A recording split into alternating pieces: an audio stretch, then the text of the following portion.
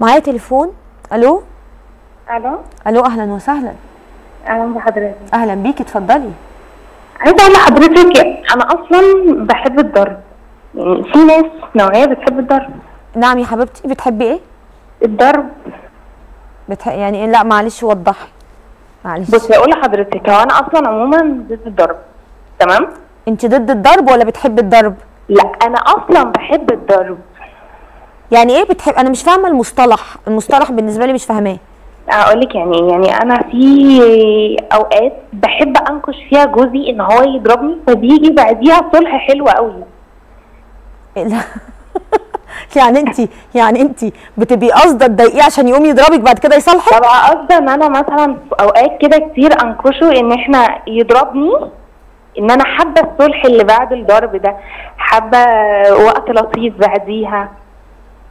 انت غريبه قوي. طب وهو ما ينفعش ان يبقى في وقت لطيف من غير اهانه وضرب يعني؟ مش حوار اهانه، تمام، وهو الضرب لبعض الناس اهانه حلو، بس الصلح اللي بيجي بعد الضرب ده كويس جدا. الصلح حلو. الصلح اللي بيجي بعد الضرب كويس جدا. طب وبالنسبه انت عندك ولاد؟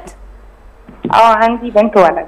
ما بتقلقيش من منظرك قدامهم وانت بتتضربي كده وبتتهاني ومنظرك يعني اكيد مش لطيف قدامهم؟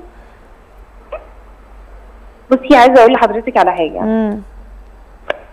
احنا اهالينا كانت بتتضرب، يعني اوقات امهاتنا كتير كانوا زمان بيتضربوا. تمام.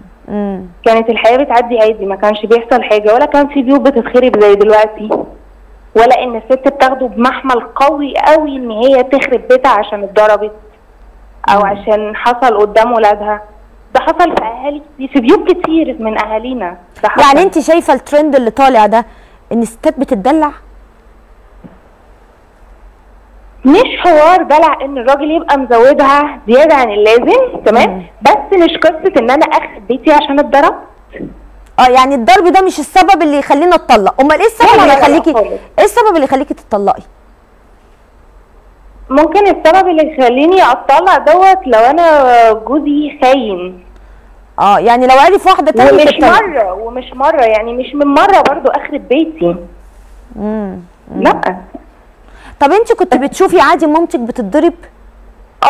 حصلت قدامي كتير، لا البيت اتخرب ولا خدته على محمل الاهانه جامد، كمشكله وعدت بين ست وجوزها.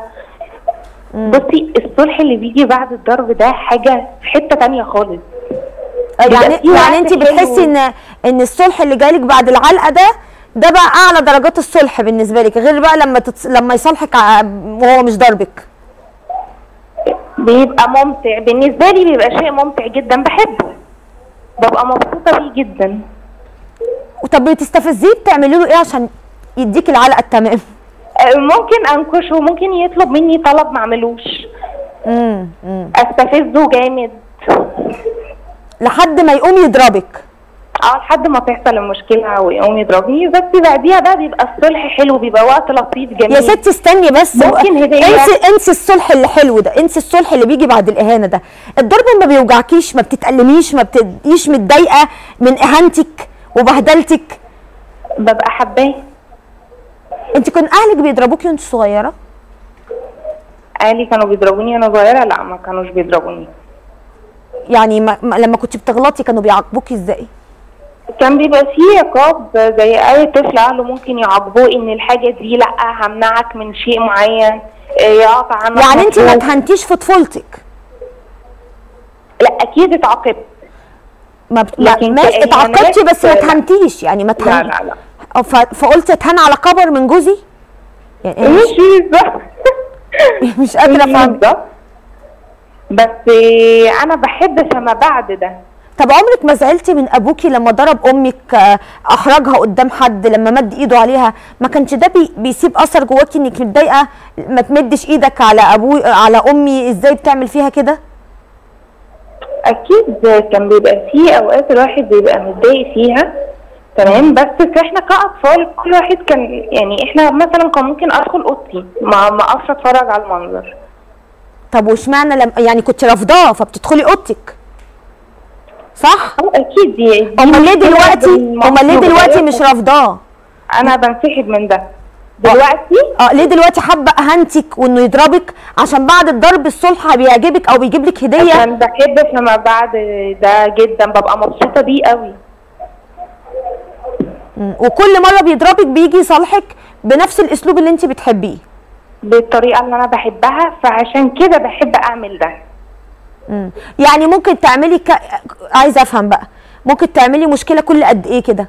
لو يعني تنكشيه كل قد ايه عشان تتضربي فيجي يصالحك؟ ممكن كل كام يوم. يعني انت ما تحبيش الحياه، ما تحبيش الحياه تبقى ماشيه هاديه كده؟ يعني عشان بحب الشيء ده للاسف. بتحبي الشيء اللي هو ايه؟ الضرب، بستمتع بده. انا مش فاهماكي ومش قادره استوعبك، وطبعا انا شايفه ان انت عندك مشكله، انت عندك مشكله ولازم تعرضي على طبيب نفسي. لما بني ادم يحب انه يتهان يبقى ده عنده مشكله.